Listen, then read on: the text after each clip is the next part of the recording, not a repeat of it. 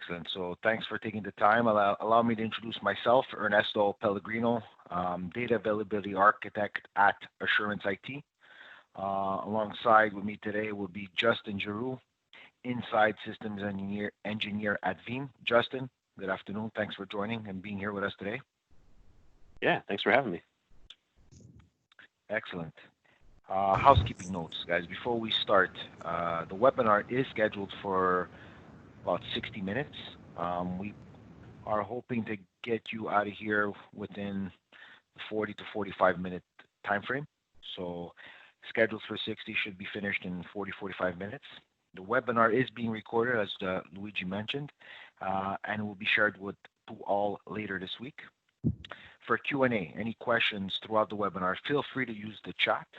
A member of the AI team will be moderating, and we will dedicate some time at the end to review those questions. And as Louis mentioned, the giveaway, we will be raffling a $100 gift card. So if you can just put your first name and initial in the chat if you haven't already. And at the end of the webinar, stay tuned, stay connected, and good luck. So I guess let's start. The stereotype, right? The big stereotype in the industry is DR, business continuity, is expensive. It's only for large enterprises. Only large enterprises can do it. Dedicated DR sites are necessary. Dedicated equipment is necessary. And it's a CapEx intensive budget in order to take on such a project, right? So the goal of the webinar today is to focus on these areas and to showcase how Assurance IT and Veeam can effectively help you create a robust and cost-effective DR solution for your organization, okay? So an overview of the topics that we'll be covering during the next hour. Why business continuity is top of project list for 2021 for many organizations, okay? What are the key indicators that drive business continuity? We'll go through some data protection use cases, and of course the demo. Justin will be demoing Veeam's secret sauce, as we call it, Veeam Cloud Connect. So a little bit of context, right? So large organizations have dedicated teams, strategists, and budgets to architect, implement, and maintain DR plans. Right? A business continuity plan outlines procedures and instructions an organization must follow in the face of disaster. It covers business processes, assets, human resources, business partners, and much more. These plans do not only apply to large businesses. No matter the size of your business, if you want to ensure that you can continue to operate and service your customers, internal or external, small or large, it's best to be ready. Assurance IT at a glance, right? So Assurance IT founded in 2011, 50 plus customers across Canada, and one of Veeam's first Cloud Connect partners. And today, our technology partner that we'll be focusing on this call is Veeam. And we are glad to say that in 2011, we were one of the first ones really to embark on that journey with them. The three pillars, right? Next to your personnel, Assurance IT, we believe that the data is your most valuable asset, right? So our primary goal is to protect that data. We optimize. How do we do it? We optimize and automate that data and your DR process by leveraging industry-leading technology, Veeam. The goal is really to partner with you to become an extension of your overall IT and your DR strategy. We tell a lot of customers, we don't sell keyboards. We don't sell monitors. We are business continuity experts. We provide a white glove approach to this, and we really focus on doing this well. And over the last year, you've seen that we've grown to 50 plus customers doing it well. So if you work in IT, chances are you've heard of the term business continuity. Truthfully, it should not only apply to IT. However, given how critical IT is to most businesses today, it almost always relates to IT. Needless to say, every business plan is different, right? Having searched online, there are several examples you can follow, several templates you can follow. But the following components that are on the slide deck seem to be a common along all the plans found or all the plans researched, right? So I'm going to highlight the 5 steps for a successful business continuity plan, right? So we'll go through them a little bit in detail, right? So what do you need to do in order to create this plan, right? So the first variable or the first task, right, is identify the various risks. When you're identifying or you're creating, architecting a business continuity plan, there's many use cases, right? Physical disaster, natural or man-made disaster, a pandemic, right? Or technology-related hardware failure. So which use case do you really want to focus on? And I've had these conversations with customers is, do we need to get an external consultant to come in and analyze the environment? Typically, you're better off starting with a smaller scope, right? Identify that use case that you want to solve as a first step, version 1, and grow with time as you continue to develop, test, and test again. Okay? So second point, determine critical application. As an organization, you need to know which resources keep your businesses running, right? Revenue generating activities, payroll, telework, etc. Right? So which applications are really your tier 1, your critical, mission critical? And we've seen customers classify them, right? So tier 1, tier 2, tier 3. And each tier has a different importance, we'll call it, right? A different value. Certain tiers could be available within the next 24 hours, but certain tiers need to be available right away, real time. So identify those critical applications, put them in their silos. So when you're building the plan, it's easier to understand which technology you're going to match them against. And we'll see those technologies in the later slides. Next task is define your team, right? Identify the individuals who work with the various business units to devise, to maintain, and to activate the plan. So in the event of a disaster, we don't want to be caught with our pants down, right? We want to be focused and organized, identify those key players, and always have a leader. It's effective.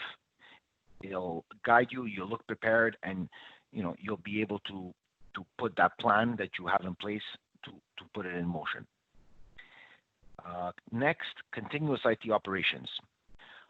Most companies today, they rely heavily, as we said, heavily on technology. Ensure your IT apps can function and run and continue to run. So many organizations, they look at SaaS-based applications, thin client computing, permitting organizations to access those apps from any device that are not dependent on your internal infrastructure. So you need to ask yourself the question is, does your company leverage those SaaS applications, right? And when you're upgrading or refreshing technology within your IT landscape, it's very important you ask yourself that question. If it does, if you can go to SaaS, well, is it an advantage? And if you can't go to SaaS, well, what's my DR strategy for this specific application? And try to bake it in to your application deployment. And lastly, of course, you hear it time and time again, test, and test, right? So be sure to keep your business continuity plan up to date, walk through the plan with the team, and test the plan on a regular basis. And that's the only way you're going to get better, right? So as I mentioned earlier, when you identify the various risks, that's where you can expand on it once you continuously test. Once you test and you validate that, hey, I have the accounting application that needs to be online, and that's part of my business continuity plan. I've tested it; it works. Well, let's move on now to your HR application, right? So that's the only way really you can focus and get better at building your business continuity plan. So let's move on to the next slide. So now we get into the why, right? Making business continuity a priority in 2021. If you have business continuity on your project list, you're going to be familiar with the next two slides we'll see, right? You know it's real. If it's not on your priority list, well, I would suggest printing out the next two slides and showing them to your business. Ransomware, it's real, it's there, and it's going to impact your business, right? And these are industry statistics. $9,000, $9K is the average ransomware request. However, we've seen an example in October in Canada. Okay, computers at a Canadian insurance company were disabled for more than a week. We won't mention which insurance company, but they were disabled for a week, and the ransomware attack resulted in a payout of nearly $1 million. That's enough to bankrupt a lot of companies, right? So, are you ready? It's real. It's there. You need to be prepared. Again, now we go through, can your company afford the downtime? What are the industry stats that support ransomware attacks or downtime, right? It's important to understand and weigh the situation. Regardless the size of the organization, small or large, the question you have to ask yourself is, can your company afford a downtime? And these are the industry numbers, right? Business disruption needs to be taken into account. Impact on impact on loyalty and reputation. How much is your reputation worth to your organization? And of course, loss of revenue and employee productivity gets also impacted. So enough of the scary slides, and let's go into the meat and potatoes on how AIT and Veeam can help.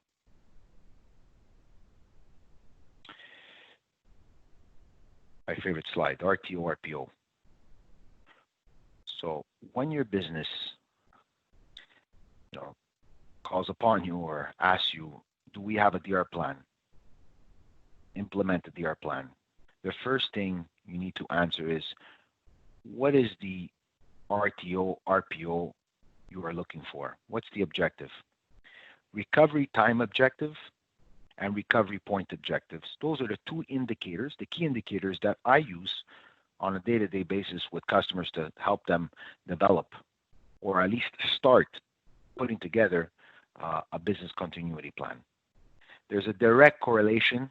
The lower the number, the lower the RTO, RPO, the more dollar signs typically we see in a DR deployment or a business continuity deployment. So, as I mentioned in the earlier slides, customers do segregate their applications in tiers. Tier 1 being the most critical, Tier 5 being the less critical, right? So an example of a standard backup, let's take an example of RTO, recovery time objective. What exactly does it mean? An example. Standard backup, most companies have backup software backing up their environment. Their backup starts at 10 p.m. at night. The backup runs overnight, completes successfully. 8 a.m., Mr. Iron Mountain comes and picks up the tapes. Tapes offsite. 10 a.m., disaster strikes. So what's the recovery time objective? And what's the recovery point objective? So recovery point objective, right? You backed up at 10 p.m. So you're only able to restore your data as of 10 p.m. last night. So does your company operate 24/7? Does your company operate 8x5? Is there work or scripts running throughout the night? Is that adequate? Right? Certain companies would say yes. Certain companies would say no. So you need to understand what your recovery point objective is and recovery time objective, right? So how long would it take to recuperate that data? The data is offsite. Let's go through the scenario. You need to recall the Iron Mountain guy. He brings you back the tapes. You need to hydrate that data. Do you have a secondary site? Do you have secondary equipment? Right? In most cases, 24, 72 hours. We've seen situations up to a week when we do assessments with customers, right? So very important. Those are the questions you need to answer first in order to really map the technologies you need to use. And now we'll drive into those technologies, right? So we'll drive into those use cases, why you need it, and we'll show you how the technology can answer those use cases. Today, again, like we said, our goal today is to show you how this can be achieved. With Veeam is a leader in data protection across the multi-cloud. So regardless which strategy you have or you choose, we have solutions for these key use cases. So the focus today is cloud backup and cloud-based disaster recovery as a service. So cloud backup. While our solution doesn't prevent ransomware, the AIT solution for ransomware enables companies to quickly and effectively restore critical data impacted by ransomware to a known good state, right? So if we look, cloud backup allows you to digitize that experience, allows you to eliminate the physical picking up of the tapes every morning, right? So when I say digitize, your backup runs, as an example, your backup runs on a daily basis. And at the end of your backup with Veeam, you have a copy job that'll copy your backup contents to a secure cloud point, secure cloud data point, right? Where you can access that data at any time. So it's key to have your data offsite and offline, right, in order to protect against data breaches or ransomware. So if we use cloud backup as a disaster recovery solution, right? So what type of RTOs and RPOs are we expecting?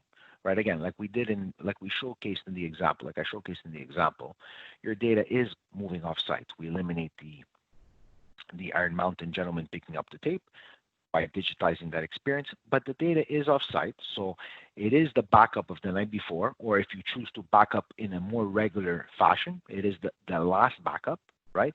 And then you still need dedicated data, dedicated hardware to be able to recover or rehydrate that data. So we look at RTOs of about 24 to 72 hours, and RPOs anywhere between 0 and 24 hours, depending on how many times you do back up your data. Another key importance is the protection of long-term data. A lot of companies have long-term data sitting on site. So we've seen where customers have been hit with ransomware, and their long-term archive data that they need to keep in regards to their compliance audits were ransacked, right? Were not able to be restored. So another advantage with cloud backup is it allows you to move that data offsite also. Okay, so now we'll turn to the second use case, which is disaster recovery as a service. Why should I replicate my virtual machines, my service offsite? Well, we provide you the ability to replicate your critical data to a secure cloud by providing dedicated infrastructure resources on site. So we have a dedicated pool of infrastructure resources, and it gives customers the ability to power on and access their infrastructure and data in the event of a disaster with minimal business interruption. CapEx, OpEx. CapEx, have a secondary data center, have to purchase all the equipment to have secondary equipment dormant. OpEx, operating expenditure, the ability to pay monthly, the ability to purchase a subset of resources in order to satisfy your needs at a lower price. Okay, so disaster recovery as a service. Veeam, with their secret sauce, we will see next in the demo, allows you to give you an RTO and an RPO of 15 minutes in order to bring those real-time Tier 1 applications up as quickly as possible. Perfect. Secret sauce. This is where I hand it over to our friend Justin, and he'll drive us through cloud-based backup and DR. The Cloud Connect piece, why you need to choose Cloud Connect or why you should choose Cloud Connect, and we'll demo those features within Veeam. Perfect. All right. Thanks, Ernesto. Just going to do a couple high-level slides of how Cloud Connect works, and then we'll dive into the fun stuff where I actually show you the steps of what it takes to get this configured. And I think you'll see that it's a pretty simple process. So first up, what is a Cloud Connect server? So if you're familiar with Veeam, it's actually just another backup and replication server, but we put a specific license on it that allows other Veeam servers and agents to connect into it and then send their data, be that a backup copy job or a replication job. Now, a Cloud Connect gives you access to offsite repositories and VM hosts through a secure Veeam to Veeam connection. So we do use SSL between the different endpoints, and you can also encrypt your backups and things like that. So it's really easy just to send your data offsite, and then if you need to, you can pull it back. Say if your local repo goes down, or if you do need to failover, AIT has an infrastructure on the back end that they can run your VMs on their hosts if you do actually go down hard. And you don't need to worry about the networking either. So if you are in a failover scenario, we do take care of that with a little Linux box we like to call a network extension appliance. So if you do a partial failover, you can bring up specific VMs in their infrastructure and they can see all their buddies on the production host. Or if you need to do a full site failover, we can also make sure you've got public IPs so everyone can migrate on in there. When it's all said and done, basically you can just either failover or pull back your data with a couple clicks. And then on to the next slide. Perfect. So this one's just going over a couple of the value propositions, and we kind of touched on these, so I won't go too deep into it. But first and foremost, you do get increased recovery time in case disaster strikes. So if your local repo dies or your host goes down, again, you can just pull that data back really quickly or spin it up and then just log in and continue working. And I should note when we are doing replication routines, we do track the Delta file, we do track the changes and create a Delta file, I should say. So when you do have to bring things back to production, it's basically just saying, bring me back what's changed. So if you've only been running in DR for a couple hours, probably not a whole lot of data. So it's quick and easy to get it back. Now, the next one we already touched on a bit, but just the benefit of the OpEx model. It's much easier to predict your month-to-month costs when it's an easily budgeted flat fee. So I do see a lot of customers embracing this model since you don't really have to worry about anything that's unexpected in regards to capital expenditures when you're just purely OpEx. Another good one, and this is a really good one actually, mitigating your regulatory compliance requirements. It's so much easier to offload all the fun of compliance to someone else. So that's an advantage to this approach as well. And last but not least, sending your data offsite just kind of frees up your time to do things that are a bit more productive than sitting there and orchestrating DR scenarios and maintaining the underlying equipment and stress testing and all that good stuff. So it just frees you up to, go about your day and not really have to worry about that. You can just kind of, sleep peacefully knowing that that data is somewhere offsite. So if the worst does occur, you do have a way of getting back up and running. Now, with that said, let me share my screen out and let's kind of dive into what it looks like to set this up. So let me get this pulled up. All right, can you guys see my screen?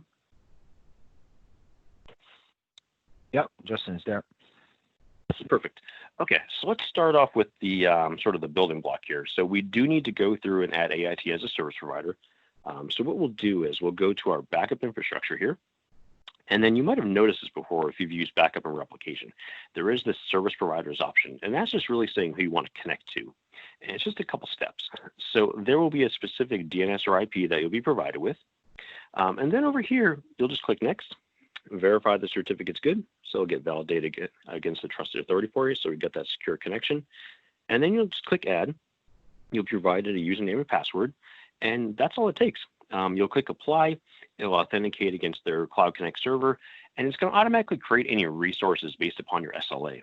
So if I were to exit out of here after I've authenticated, I could go into my backup repositories and I will see a Cloud Connect repo or whatever the customer facing name is that's been assigned to you. And then you'll have your capacity, which is just tied into your quota. So if you see that you're filling up, you can go through and order some more, or, you can go through and modify your backup routines and maybe shorten them a bit so you stay within quota. And we can leverage this as a destination for our backup copy jobs. So let's kind of start off with that, just doing the backup copy offsite for the 3-2-1 rule. So if I go under my home tab here and I go and create a backup copy, it's really just a routine saying to take backups from this repository and put them over here on a set schedule. Now, there's a couple ways we can do this. There's 2 modes with version 10. So if you have used prior to version 10, you'll be familiar with the second mode, This one on top is a newer mode, so you will need the latest and greatest to access it, but it's an immediate copy mode. So you're essentially just mirroring the data that lands on your primary repo to your offsite repo.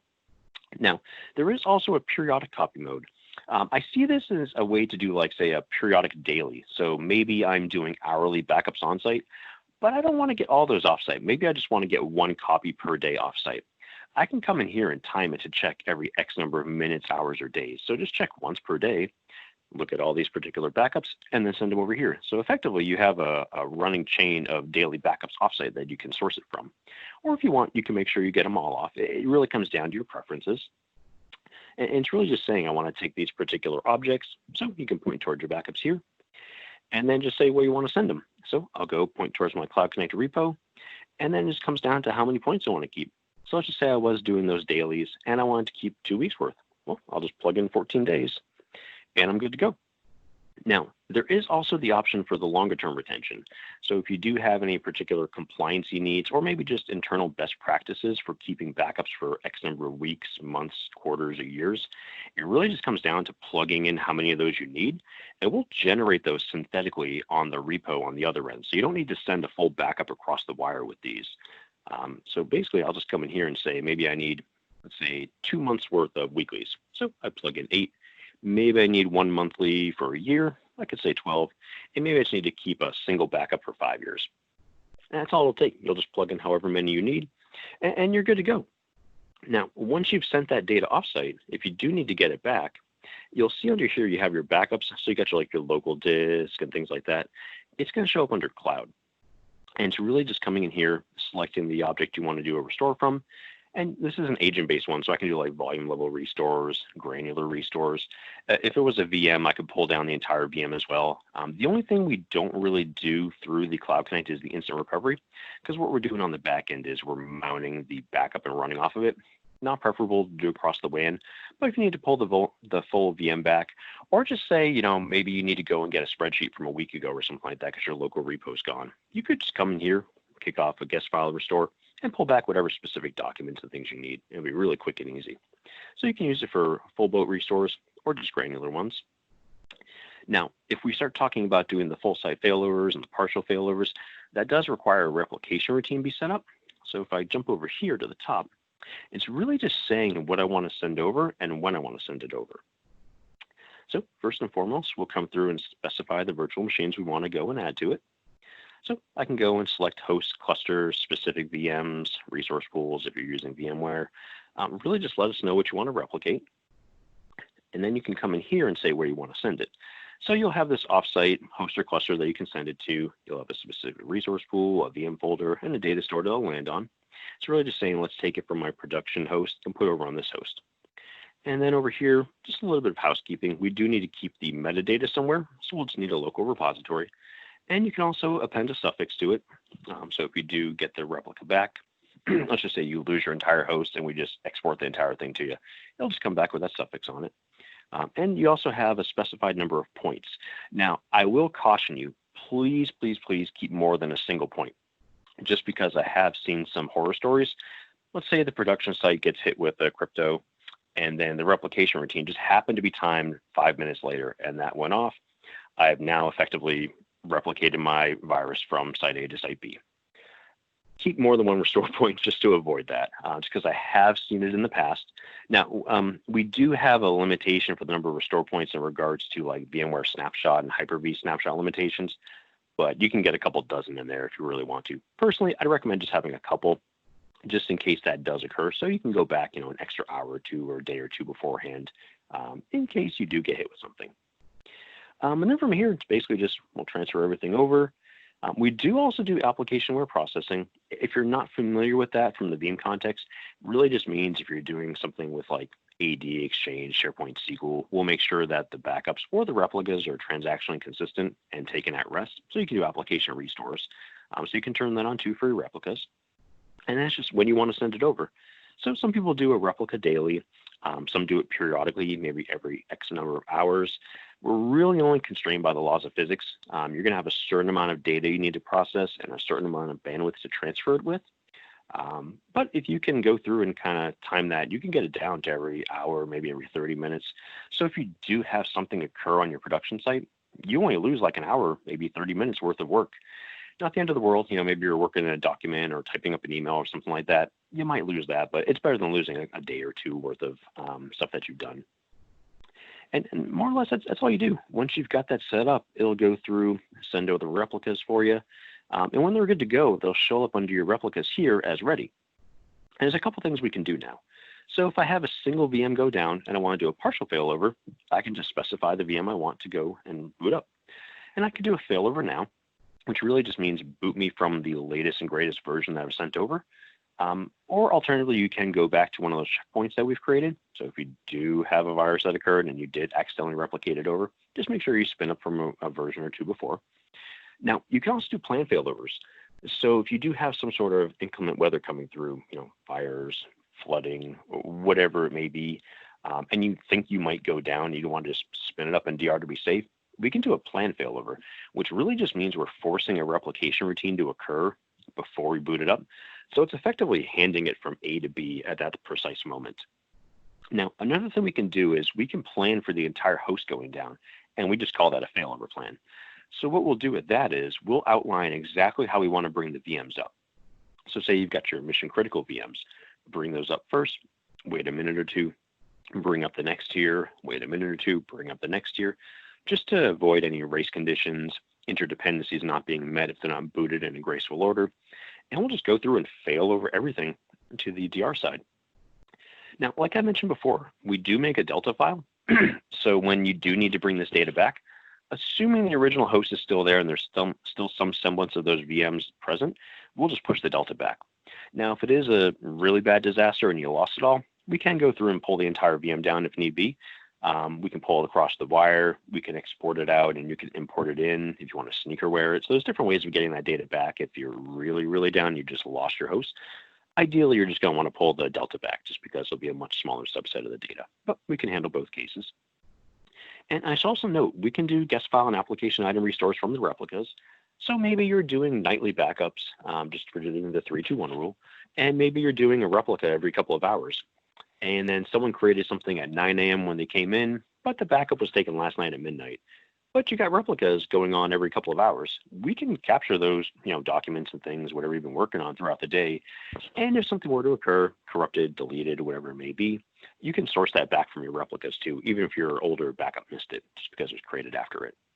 So do be aware they have a secondary benefit to that. But that's basically all it is. It's really just pointing towards the service provider, adding in your credentials, and then just setting up your routines, be it a backup copy job or a replication routine, and then saying when you want to pull the data back or send the data and fail over. Now, one other thing I do want to make note of, let's just say the entire site is gone. The worst case disaster you can expect, building burns down, flooded, 10 feet of water, whatever it may be. There is a backend method. So AIT can go through and monitor all your different jobs and things like that. And they have this console where they can see all of it. So we do have a backend way of starting and undoing these failover plans. Ideally, you do want to do it from the local backup and replication. But if that guy's not there anymore, just know you do have a backend way of starting and stopping these. So you can just come in here and start a failover routine and then just go, migrate your users into the workloads and you're up and running. And that's more or less it. Honestly, if you even aren't even that familiar with Veeam, it should take you about half an hour to get this up and running. We got plenty of docs. You can call us on the phone, all that good stuff. It should be super simple and easy to just send that data over there. And like I said, just right-click and get it back when you need it. And that's pretty much it. So if there's no questions on that, I'll probably send it back. Perfect. Right. It's important. As you mentioned, Justin, right? In the event where that disaster does occur and your environment is not available, the customer or the tenant, as Veeam calls it, has a web-based console where they can visualize their failover plan, which they created in their GUI, and be able to execute against that hardware plan or that failover plan on any device through a secure connection.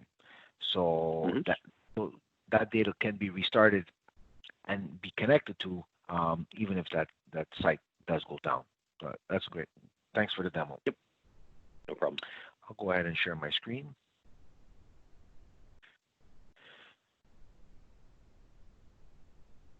You see my screen, Justin? I do. Excellent. And I know there's a couple of questions coming in. We're going to park those for the end. Dave, thanks for sending in the question. Oh no, that's perfect. We're close to the finish line here. So in summary, right? So we want, the goal of the exercise was to really understand. The goal of the webinar was to understand what a business continuity plan is, what are the common variables that companies can leverage in order to deliver a business continuity plan for organizations. So, again, the three pillars. Your data is valuable. It's very important you choose a vendor that can deliver on the multi-cloud, and you can choose a vendor like Assurance IT that is flexible and dynamic and offer dynamic solution to satisfy all sorts of customer needs and scenarios. So, Luigi, I'll park it on this slide here. And at the same time, we can go through some questions. Yeah, so Dave had a good question. I think it could be a philosophical question, but a good one nonetheless. What is a good method to calculate the required bandwidth to meet your RPO and RTO?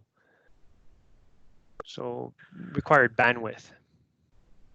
Justin, do you want to take that one? Sure. Kind of like I alluded to before, it's kind of just the laws of physics. You will have a certain amount of data and a certain amount of bandwidth to move that. Now, we can do some things like seeding in the backend. So if you do have a whole lot of data but not a whole lot of bandwidth, we can take that entire full, move that externally. So maybe just give you like an external hard drive, seed that in the backend, and then you can just push the smaller increments. So it's really going to come down to, I've got X amount of data. and when we talk about backups, we typically see about a 2-to-1 to 3-to-1 compress and dedupe on that. So if you've got a terabyte worth of data, it'll probably get down to about, 333 to 500 gigs, depending upon if it's structured, non-structured data, and things like that. And then it's just, whatever you got for upload speed, that's going to be kind of that divided by that. And you can come up with a simple, equation to see how long that's going to take to move. For sure, right? So it depends.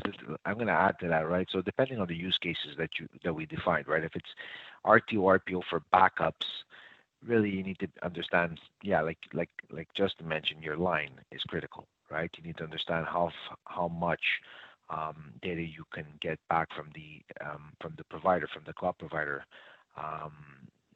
through the secure connection. It's critical, and then again, if you're looking at replication, it's a matter of understanding how much delta you have on a daily basis or in your time schedule in order to recover that data. So yeah, it requires a little bit of analysis, but really you need to dig a little deeper and get a better understanding by maybe just demoing it and testing it on your end. I could definitely help you with that. No other questions at this time. Yeah, no other questions this time. So excellent. Okay, we can move to questions. Well, we took care of that one. Very good. Again, if there's any other questions from now till the end of the webinar, feel free to ask them in the chat, and we'll be here. You do have my. We'll share our contact information at the end of the webinar. So if you do have any questions, feel free to email us or call us, and we can help you. We can help you build those business continuity plans and maybe demo the solution for your organization.